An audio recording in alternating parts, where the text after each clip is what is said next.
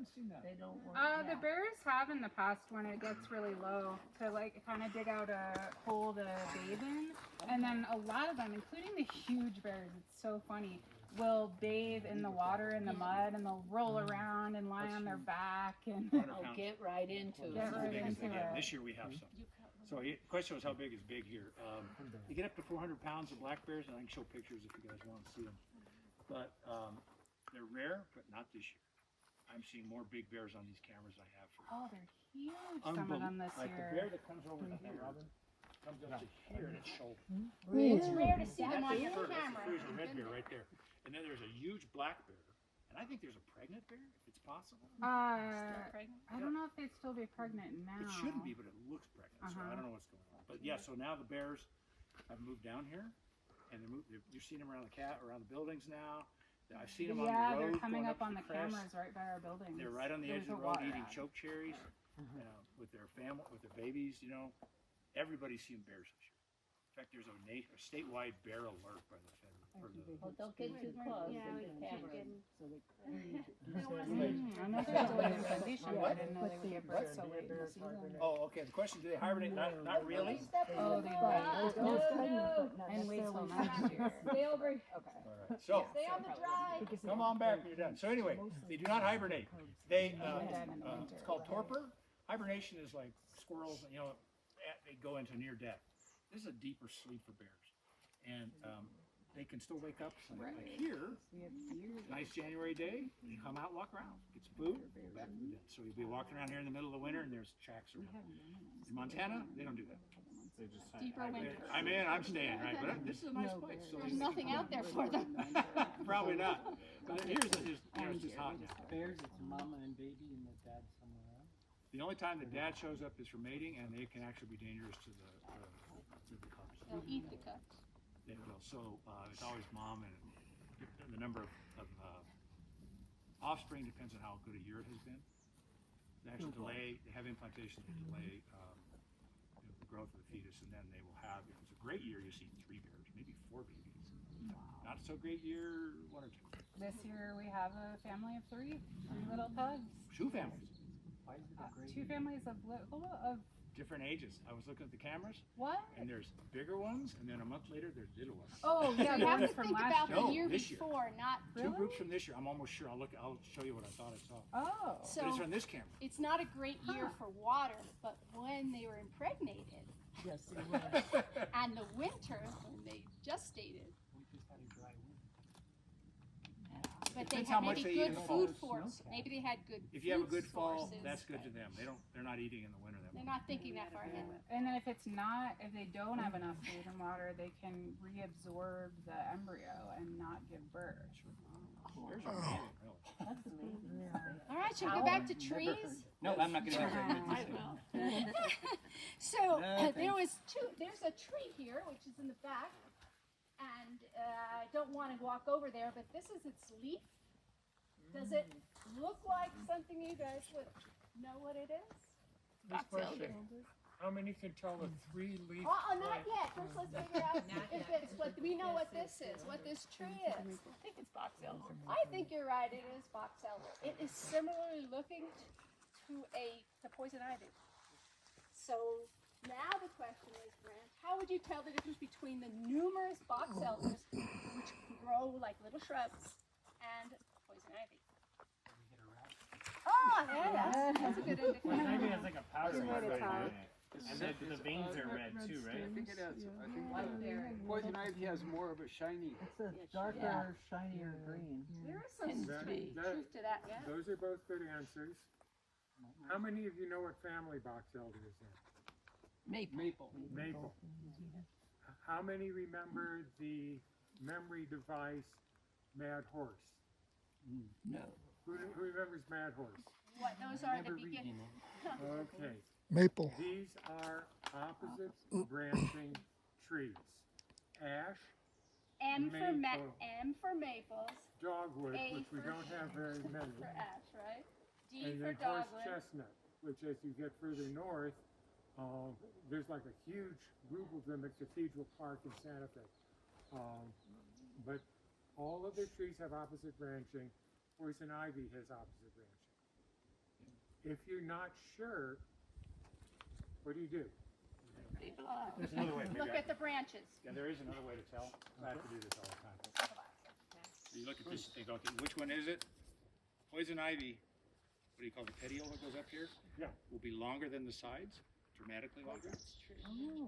If they're more like the comparable length, it is not poison ivy. I don't think we'll see any. It's too high. This is too high.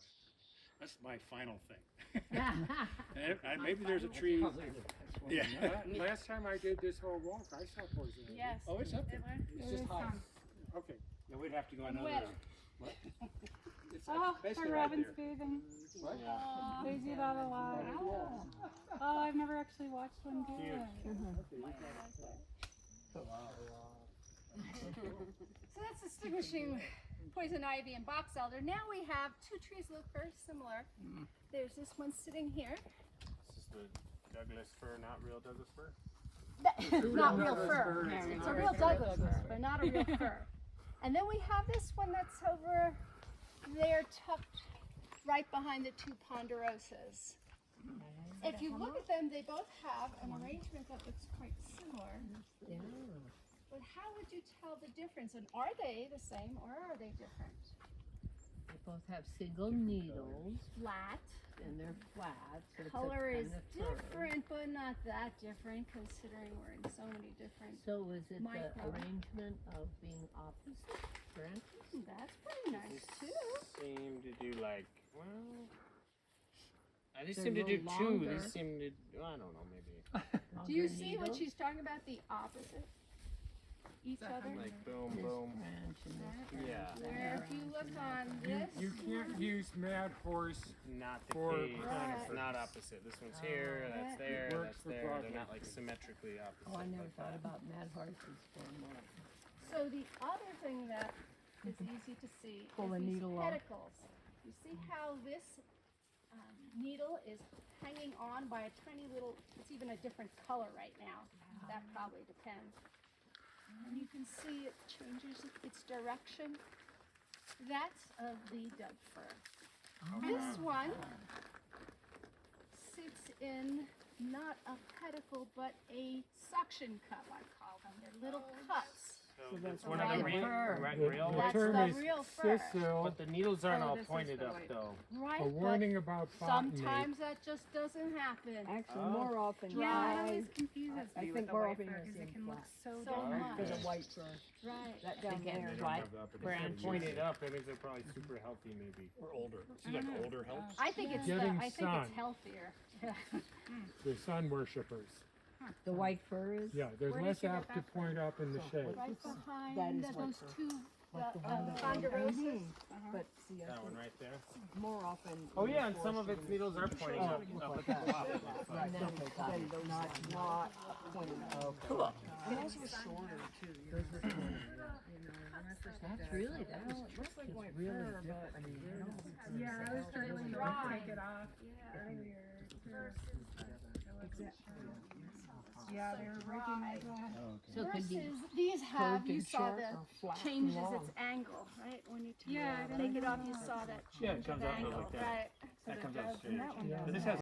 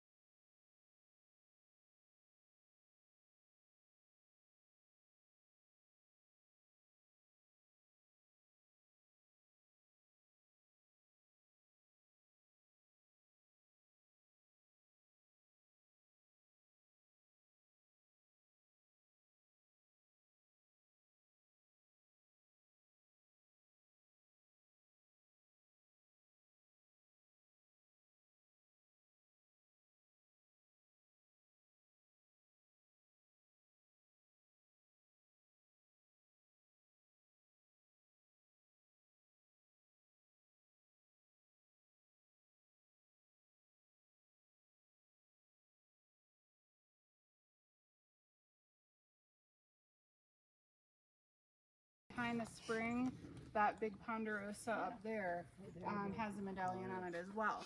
And so for a long time, I always heard this was a mystery of who did it, and it was this guy going around the Sandias since like the 70s or something. At least. At least, oh, earlier? Wow. And he would take core samples, which we can demonstrate at some point. We have an increment borer with us, where you go all the way to the center of the tree with a handheld drill, and then pull out a very long, thin piece of wood, and then you can start to count the rings on it. That is called dendrochronology when you're aging trees. And it can be a very challenging process because you can try to just count what you see, but for it, you have to really know, you'd have to look under a microscope. And then also, a tree might not produce a ring every year, or they might produce more than one ring in a year, because the rings are based on the amount of moisture and growth. So if there's a wet spring, then they grow a lot and they have the lighter colored ring. And then as they slow down their growth, they get the darker colored ring, which could happen here in the middle of the summer before monsoon season, or if we don't really get a monsoon season. And then it could pick up growth again in monsoon season and get another ring, and then slow down and stop growing in the winter, and slow down in the fall and stop in the winter. So dendrochronology is a complex process. Dendrochronologists would also be comparing amongst various trees in the forest. We tried to do our own dendrochronology at one point before I worked here, but my coworkers did, and they found out how challenging it is. I never knew how accurate these might be, so this one is called Custer's Last Stand tree, which says GD is about 1876, so germination date about 1876. The number 130, I believe, is the 130th tree.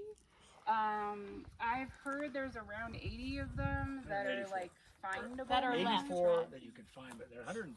I've seen over 100. This is 130, so I forgot that. 84 that are veiled that you can find. And there is a website if you want to go medallion tree hunting. A lot of them are off Faulty Trail, which is just up the mountain from us. But we have the two here. And so I never knew how accurate they were. But recently, I think it was last summer, the man died. And his son did a talk at the Forest Service station, which there's a recording of. I still have to watch it. Have you watched it? That sounds really interesting. Yeah, Tell so they about it? finally released who it was and tell about So it. anyway, these are done by an engineer from Sandia who explored the Sandia Mountains. He went up and down every single canyon on a regular basis and kept these unbelievable journals, drawings and everything. So he started doing this all over the mountain. He kept all of these cores, because it's a little core. He preserved all those. They're now in the dendrochronology lab in That's Tucson what I because heard. they're actually quite good. But he tries to find mostly kind of dramatic trees. The oldest I found about half of them by hiking. Some are really hard to get to. Some are pretty easy. But the oldest one I've seen is 400 years old. That's on a Doug fir up on Survey. They've been as a Survey trail, but just below this. That's the oldest one I've been able to find. What do you mean some of them are not findable? I don't know where they are. You just As haven't you can found see, them yet. there's Some 130. of them have been lost. Basically, people steal the medallions, so they're gone. But it was weird because my wife and I started doing this years ago, and like a tree would fall over, and the medallion would fall out. You come back next year, and there's a new one. Yeah, I've seen Oh. The guys would sneak back out. Wow. And some of these are so old they're rusted to the point where you can almost not read them. And those are some of the early ones. What's more interesting is when the bark grows over them. Yeah. Oh, yeah. That one I have. The one up TWA Canyon is very classic, where your bark has actually grown over it. Yeah, it's not And good. that was placed in 1956 or so. There's a guy named Carl Gervais who's, I think, been to all of them, and I've been on some. There's a number of people that have. And he was written up in the paper. It's just there's one that's just 4 hours of bushwhack. Yeah, on the west side too. You which gotta is have, what do you call it? You have to have the GPS. Good GPS and good navigation skills. Yeah, because they are tough. Some They of can them are right off the main Yeah, trail. like right here is one of the greatest plains, the south crest, right from the parking lot. You can find a bunch right there. There's one off Armijo, the like loop at Cienega, Carlito, Armijo, not Carlito, And I Cienega, think they're, Armijo Spring. depending upon the year, they have some cute names like the Mayflower. Or Yeah, whatever They're all happened that named year. for Whatever something happened that totally year. special. Yeah. It's So the Similar one up odd there is things. UNM's first classes, which I always forget the year of. 1911, I think. Okay. But yeah, these are they're cool fun. That's really cool. Some of the ponderosas are pretty old. Yeah, Yeah. I haven't seen one this old, that's 400 years old. But the tree I'm talking about is massive. It is Bird absolutely watchers, the biggest hummingbird. ponderosa like this. Where is that one? It's on survey. Oh, Oh, right yeah. there. About a mile in, about a mile in, yeah. Hummingbird. Yep, there he is. What'd you see? Right there in that little bush right there. Oh yeah, I saw it earlier. It was perching. Oh yeah, They're hard to tell. that was probably a black chin. More color than the black. Oh, was it? Did you want to do a mountain and stuff? We have 350 videos or so now about all kinds of things about the ecology of the area and then about places all around New Mexico. We have one about the medallion trees. We have one about the Civilian Conservation Corps going to some spots in the Sandias. Oh, there's the hummingbird again. Love me. That, likes you. oh, nice. It's the color. Yeah, that's cool. Likes it. Nice. Going for that color, isn't it? That's the roof. Well, actually, we have hummingbird If videos, it was so the same, it check would- out our YouTube it's channel, female, it was a like and female, subscribe, and we've got lots of different Hundreds topics you of can them. learn more about too. Which reminds me, we delayed talking about forest fires, Yes. and now we can I know. I was see. just thinking. Now we can go. was In, gonna say, do we want to go up, like over to it a little bit, or we go? It's easier up the hill. What do you think? It's just right there. Also, anybody want to see the archaeology? It's right there. Yeah. Let's show those things. This has been archaeologically surveyed 3 times over the years, and they were not sure what it was. Someone said it was a hunting lodge, which makes no sense. I built a hunting lodge here. The original Pueblo was down kind of where you guys got off the car. But came up here with a Native American group one time, and one of the older guys says, "That's a sweat house, Yeah. sweat lodge," and it makes perfect sense if you think about it. Rocks, wood, water, and you can't see them now because they're buried. But there's 2 big rings, about 10 feet around, made of rock, buried under those pine needles. And those would be like teepees. And you could also have a bit more sweat opportunity. So this is, originally this thing was surrounded by all kinds of cool stuff, but they took most of it. 5th graders took a lot of it. Lots of, workings for making fire, arrowheads, stuff like that. We found them at Tate. And there used to be a lot of pottery. We used that to date it, so they went 14, like 85 to 15, somewhere in there. That this was built and then abandoned. And there used to be another location down in the meadow where we'll end up going later that was not built up, but it was used. And it got covered with mud in the 60s. So would this just be like the foundation of the rocks and rocks inside, and then like stakes and stuff around is like the roof kind had of? walls with a roof. This was a Right. full construction, at the when it was originally built. It And the was- rocks would heat it up. In fact, they even suggested 2 stories, but I'm not getting that, so I don't know. But every archaeologist looked at it and came up with a slightly different idea. It's a soft science. It's really soft. I didn't realize. I looked at this. There's evidence of humans having been out here for a long time, Yeah. and way before that.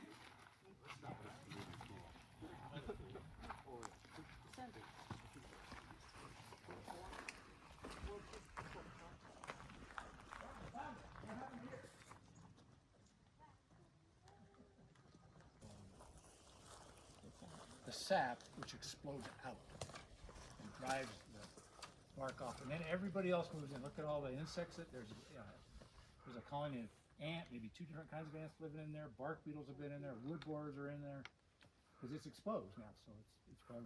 But it is alive.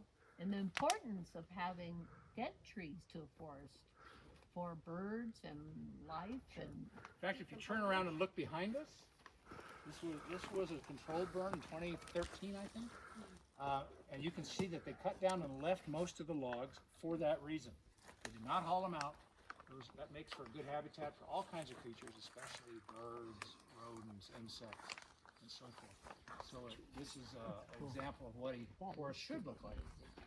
It's meant to mimic the forest fires that would have been coming through here naturally, that for the last 100, 150 years, 125, people were really suppressing those fires.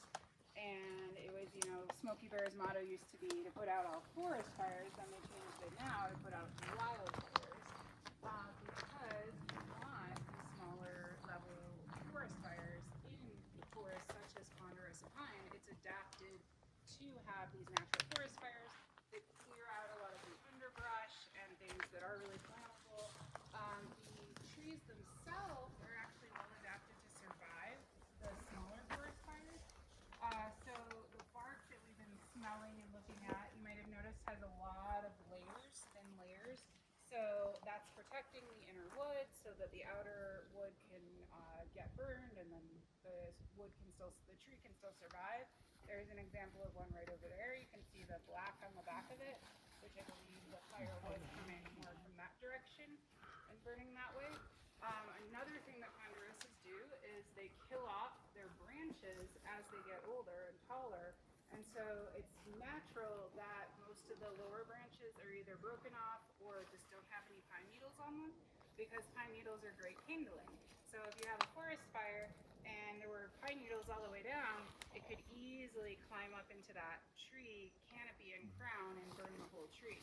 But that is also a natural adaptation to keep the trees from burning, even if other smaller trees and bushes and things are burning in a forest fire.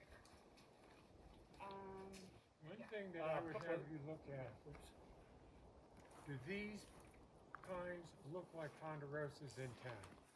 No. Why not? They're probably a lot bigger. Taller? Older. They're Lower not as elevation. bushy as the ones in town. But ponderosa in town may not have to compete for sunlight. So there's the added factor of wanting to shed flammable low branches. But how much room do any of these trees have to access sunlight?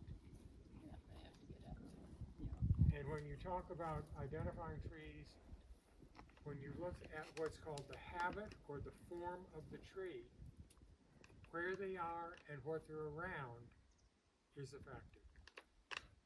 We had a couple things. If you look at these trees, you'll find these flake off. These are the branch of the bark. What happens if that catches fire? So it's fire resistant, but it also means that the fire can't stay on here, like that'll just come off. And then this is special to these guys, because these have a super high content of lignin, which is the stuff that doesn't decompose.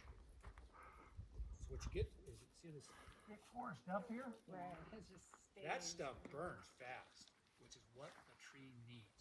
So you've got a nice low forest. Fires in most forests are not up there, they're on the ground.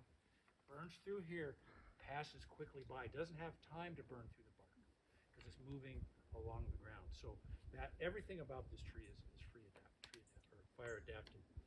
And when they burned it, there was nothing but the tree. What's there now? You guys don't know what that is, right? Everybody can tell me? Lots of oak. Lots of oaks. So the gamble oaks, most of that is underground. Most of that tree lives underground, burns away, pops right back. And now what you have is the favorite kind of place for deer. That's perfect for them. It's not, you can see the difference. Over here, they did it. Look out over there and see what that they can't. I don't think they could ever clear that. The other side of the valley. And this still looks too crowded. Like it's really supposed to be more like a parkland kind of forest, from what ecologists have been learning in more recent years. If you go to a place that has an old natural forest, it'll look kind of like this.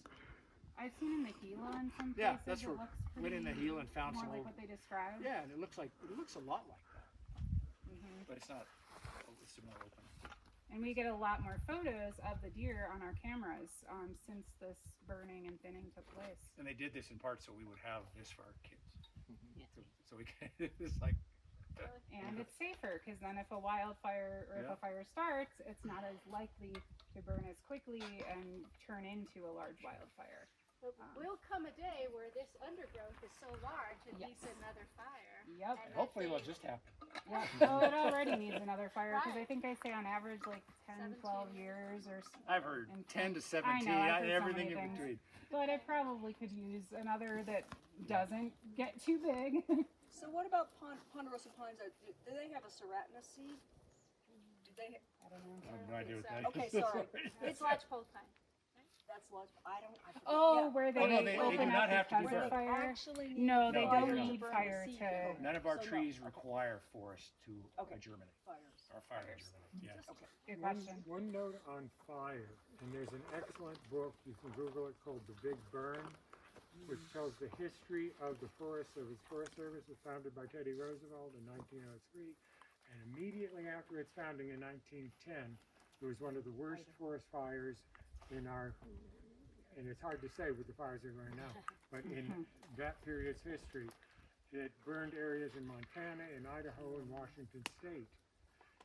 And the Forest Service's mission was changed from conservation of publicly owned land to fire suppression.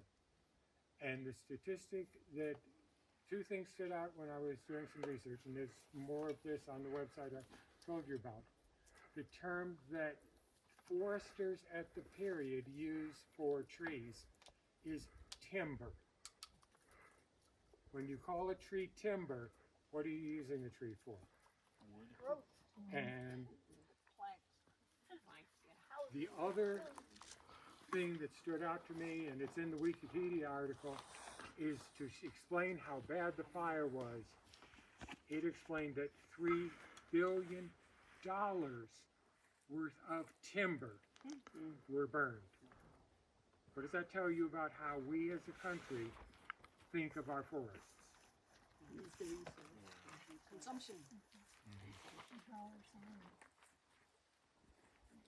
So I wanted to check in about Yeah, good idea. doing the whole loop because time-wise, we would be going past noon to do the whole loop. Who needs to get back? We may need to meet our 1 o'clock. Okay, I'm gonna lead a group back. You go with the group that's going, you don't have time commitments. How long do you think it'll take to get back? It goes to. I mean, if you're just, a little bit past.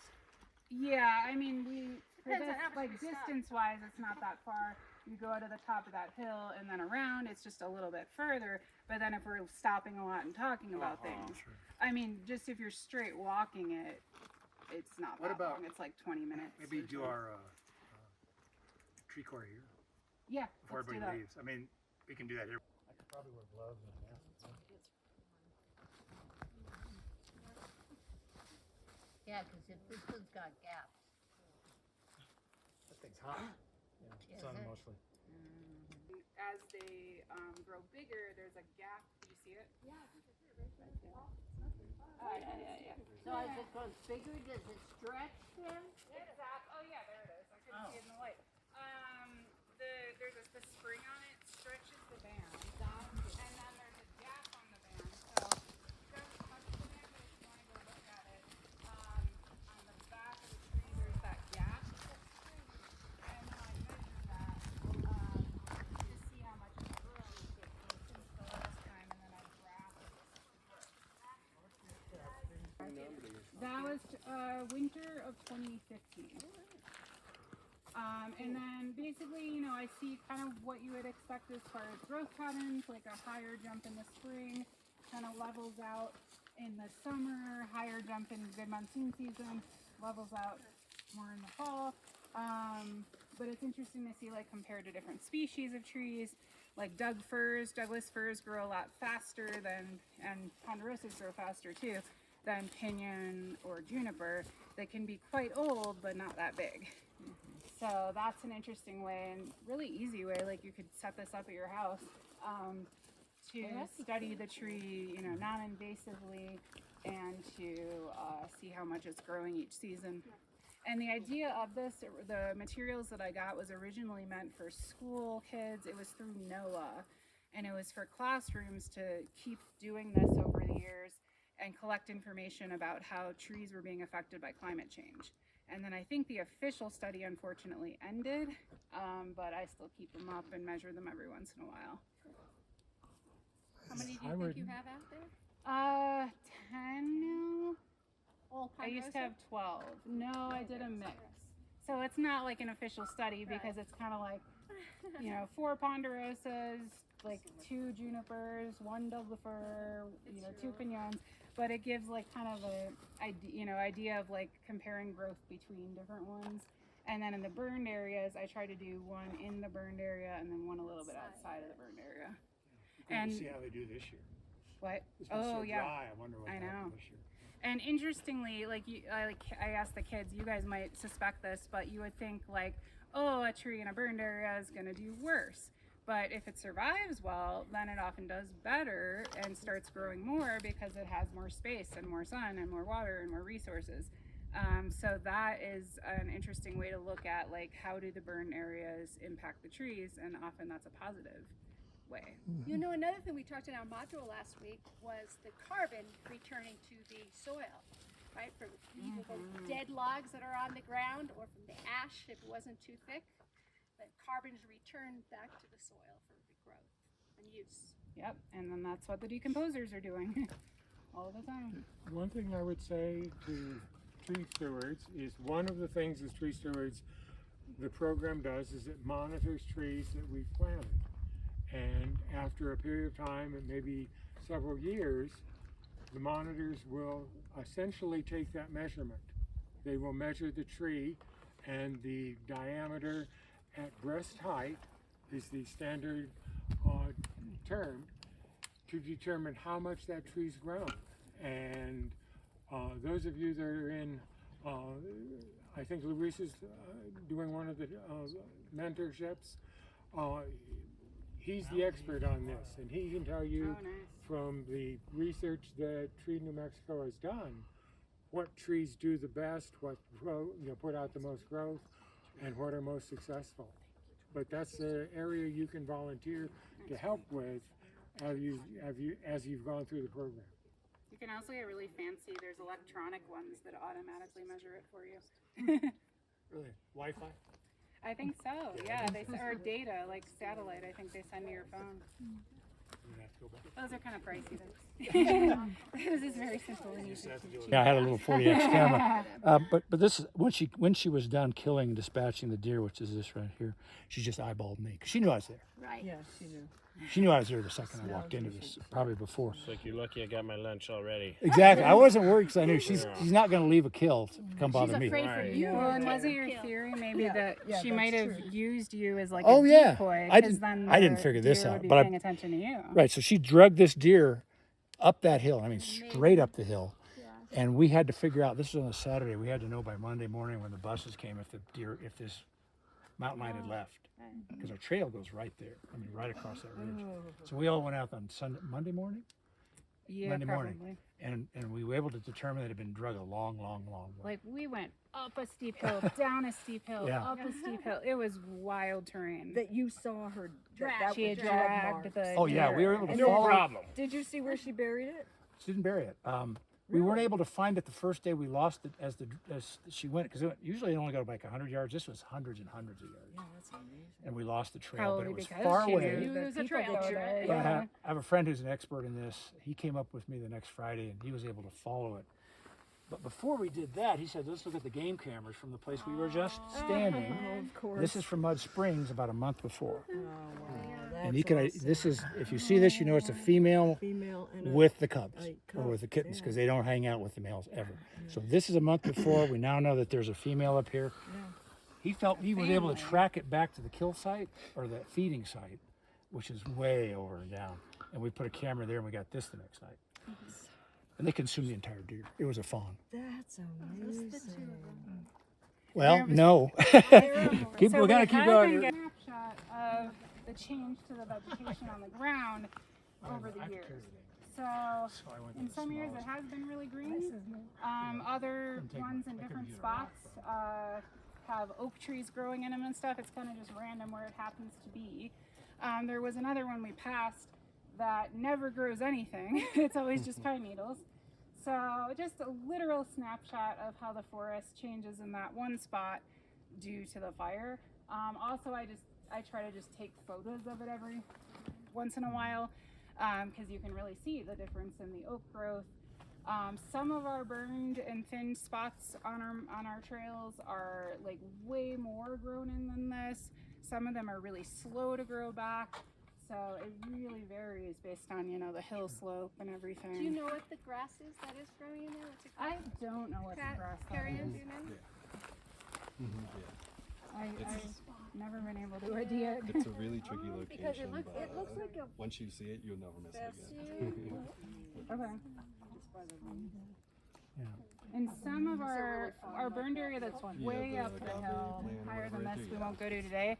It has a lot of mullein Route 66 growing or there, 53 all which the you way might on know the is side of the it's a highway. naturalized plant, but it's not a native plant, but it does really well in the disturbed areas.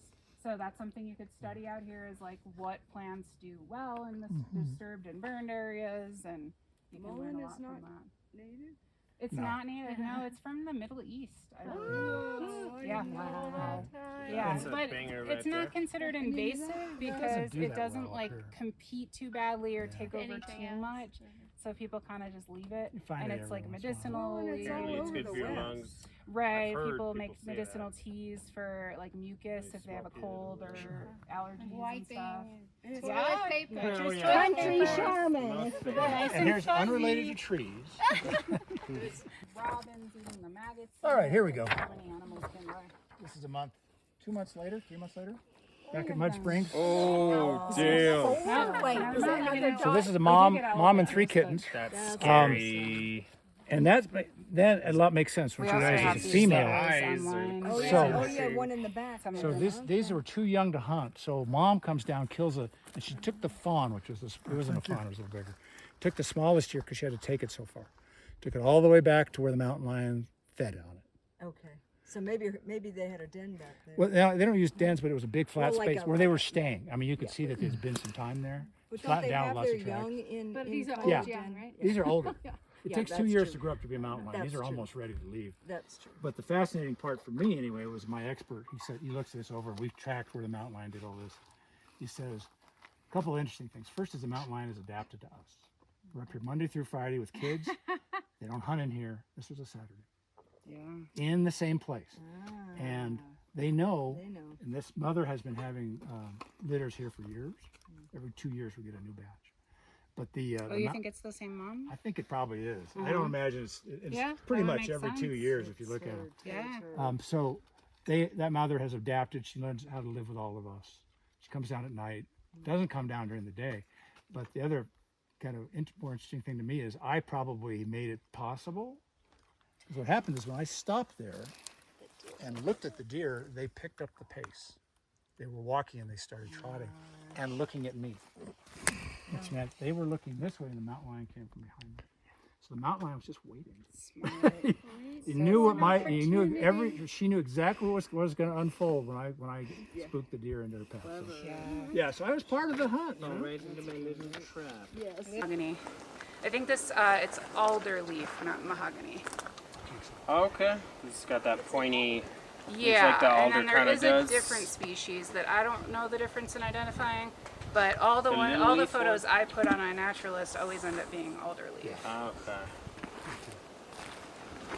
So we're in the more open, sunny area. So we've got prickleater, we've got more of the one seed juniper. Oh, there's some mistletoe. That's a good one. The tree is perched up there. So that's a parasite. What flycatchers do a lot is they'll fly out and catch something in flight in the air and then go back. But then we learned that hearing this it, yeah, one it's is not spread by the bursting No, this is the sticky seed, The sticky from berries that stick on from the bird poop. Yeah. And they are so sticky you can't get rid of them. They're on you. And they're a big food source because they're the first thing in the winter that comes back as bean counts.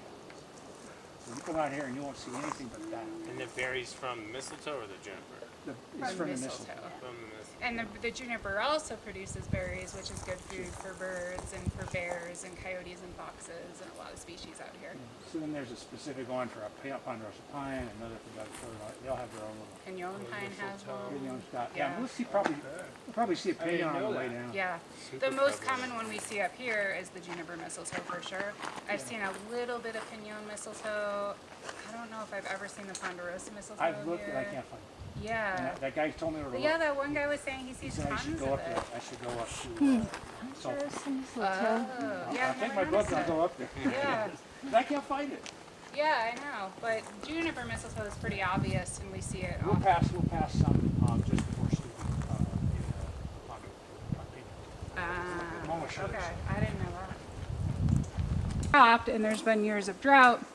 It started stressing the trees, and then other things come in. So, like Michael was talking about, then fungi start to infect the trees, and we'll see as we continue a lot of there's some right there. Witch's broom, where it's a fungus and it causes it's actually Oh, up there? They tell us it starts as a mistletoe. Kind of looks like a Learn mistletoe. about that more? Well, it goes to the. Oh, yeah. There's Yeah, like, big. there's one. And there, Once you start yeah, seeing there's it a big one. everywhere. There's some over So here. it's There's actually one the right there. tree growing from the infection. It's like It's a kind of like a cancer, like a tumor, I've heard it tumor. likened as. It's like a cancer. Yeah. It hijacks the growth. So what you're looking at is actually tree growing crazy. And I think what they were telling us on that thing we went on was that it starts as mistletoe, and then like infects the tree and causes it to start growing like that. Because I thought it was a fungus, and a lot of It is witch's a broom mistletoe, is yeah. from a fungus, but this is from a mistletoe. Because And it's then- on fur? Or just this particular This one? particular one, yeah, I think they said on the Doug firs. I don't know. It hits the Doug firs the hardest by far, but I think there's versions that do other trees. Mm-hmm. But this is what we see in some places in the Sandias. The trees are just covered. Tree Spring Trail, On they're the, off covered the in highway it. going up the crest side, you look over, there are Yeah. trees that are, that's all they have And left. the Tree Spring Wow. Trail. Yeah. So over time, these have been dying, and then tussock moths have come in, which are native. Their caterpillars will defoliate the Douglas firs. I don't know about the white firs. And then also bark beetles will get in. So like one thing, that stress from the drought and the heat, I'm sure as well, sets off this chain of events. And then also, since we're at the lowest point on the mountain where firs grow, Douglas fir or white fir, they start to weaken and die. And then as some of them die, like that big one back there that's like cut off or broken off halfway up, I heard was one of the earlier ones to die, and that opened up a lot of sunlight, which the others do not like. And so then that started to kill them as well. So they like it higher up, as high up as possible, or? Yeah, Or they low? like it higher, much higher. Like, I mean, this is the, the bottom elevation on the Sandias that you'll find them, basically. What are you saying, that, And what like it? The fungus white or the The tree, Oh. The Doug firs the go up trees pretty like high. shade and cooler temperatures Doug and firs. more Yeah, water. don't you see them almost the way over the top? Yes, I think you it's I see think it. 10,000. they're all the way All at the way the to the top. top. Yeah, they're Yeah, a 10K. From here yeah, up is Doug fir from land. here up. And then white fir, we were learning it gets a lot more diseases. It's, Oh, it is it's so- a lot more fragile. Everybody eats that thing. But I the have foot- one good piece of news about the tussock moth. Yeah. They have, actually this year we have a number of acres that have been protected because the tussock moth got a virus and it's killed off the tussock moth population. Well, Oh, wow. This is Wow. the most fascinating thing we learned from hanging out with all these forest experts, and it was a lot of exciting people. They see tussock moths, bark beetles, all those as a natural function, just like fire. It has to happen. It comes in and it helps stabilize the forest, balance things out. Too many trees grow in one kind. The tussock moth, and the tussock moth doesn't kill them all. Right. Because it hit that canyon just below Balsam Glade, and I thought everything's gone. I checked Yeah, it the so other it day. looks so bad. They're all and bad. brown. None of those trees died, but they turned brown. They look terrible. Then something comes in and attacks them all, and there's like these cycles, and they think that they see that as a healthy part of the forest, Yeah. which is the first time I thought about that. It's more the combination of factors, and especially climate change, that becomes the real issue. Yeah. Like the piñons. The piñons, we're getting a lot of bark beetle activity in. But it's not really, I mean, they can end up killing the tree when it's already stressed. But they're stressed because of the drought and the heat. And so it's that combination of Yeah, factors. overcrowding is the biggest problem. And Resources and overcrowding, water. yeah. You look at where they've hit on the side of the road where people plant them. If there's 4 of them, 3 of them are gone. I mean, Yeah. that's like the perfect place for those beetles to move in. So road, spacing is nice a and big, hot. big thing to consider. Yeah, I You're gonna have do heard restoration piñon or whatever. juniper forests will get more crowded and have less fire often than ponderosa forests, but it depends. And I think there's still a lot of research being done on that. And then they'll have maybe a stand replacement fire, some of them, after they are really grown in. But They'll I've burn to the heard ground, that basically. varies Yeah, they from just, place to place. it'll just destroy one of those overgrown juniper thing. It's just gone. And the like ponderosa pine forest, like the recommended sustainable basal area, so like overall density of like trunks is 60 to 80, but for pinyon juniper it's 40 to 60. Just because they're so much easier to catch on fire. Big tree takes a lot of heat and a lot of right circumstances for it to catch on fire. Like we have the high canopies, but if you have that understory, it can bring it up. So you want to clear the understory a lot. But pinyon juniper is so varying in size that like you have to thin it out so much They more are because there's so in much more to understory and it catch starts it and preventing shoot it straight And up. they burn really hot. Yeah, I heard Which is they why the- explode like popcorn cans. Which why East Mountains is doing so much masticating, right, to try to get out that extra. And In fact, we've we done went that through one of too. those. On our hike, we went through one of the areas. I didn't point it out. It was in the sun. But they did the mastication and thinning right there on the trail right after we left the building. And that was 15 years ago. Yeah, I actually just emailed, what was his I name? want from to, our- yeah, Yeah, about. grab a hold of you after it and talk, Ricky. Yep. So I was, because he said we were eligible again to get more mastication done. Oh, really? 'Cause it's That's over the guy I 10 talked years. to. I love Yeah, that word, so masticate. I got He his was a little card woman, and I yeah. sent him an email a few weeks ago. Yeah, I gave my sister's card because she's got property down there that needs that attention. Yeah, so you'll see the I'd love to areas watch that 'em. that we need done. I'd love to So see on the Forest Service side, we've had the forest rangers have took care of that and come in and burned it. But on the APS property is where we've done the mastication without burning. Yeah. And then, I don't know, they say both work. Yeah, it does seem like things have grown back a lot slower. Without the mastication, Well, with the yeah. mastication. Really? Oh, slower, yeah. Without Slower. fire. Yeah, it's more varied species in some of the spots, like more cacti and more like flowers and stuff, and a lot of snakeweed. But like it's not like a lot of trees or a lot of plants growing up. It's a slower. In fact, this is before you came, but they did an exclusion study where they found a spot where they had done the mastication. They put up chicken wire fence this high. Oh, I remember. We All took, the way around we to see took what it would down grow right in when the I space. started. Not a Nothing. nothing could come up through that. Now, how many years are we talking? It's just a year or two. Oh, okay. It was right off. Yeah, now it's been like for 13 But years if you look, or something. you know, it does seem like if you look in that place where we're talking about, that doesn't have a lot of little growth. Mhm. It has a lot of Yeah, masticated some of stuff the on areas ground. don't. Whereas you look over this hill where they didn't masticate, there's a lot of stuff. Yeah. It can depend The on how much mastication material can you put leave on the one ground, to too, 'cause we mulch shoot for like layers an so inch, deeply. which allows for like Uh-huh. water retention, There but might also have been more sunlight. back then. But if you're getting up to like over 2 inches, no oxygen's getting There in, no you go. sunlight's getting in, and you're not. Yeah, gonna too have much that mulch. growth. And I was Mulch, thinking right? you could Yeah. take like half of this. I know you don't want to take all the logs out. You want to leave habitat, but like if the forest ever needed to be thinned, take like half of the stuff, mulch it, and turn a lot of this old grass in town. Use it to restore the I don't know. soil and stuff like Didn't that, they- maybe. Don't they take out? Don't you guys take out some of the? I mean, it's wood, probably or- mulch you They get do other now. I places. mean, they're taking it out from up above. Are you working on that? We're not. That's, But I'm with CUDOT. the trucks coming down, giant trucks loaded with wood coming out of the, Yeah. of the Sandia Crest. Truck after truck, trees this big around.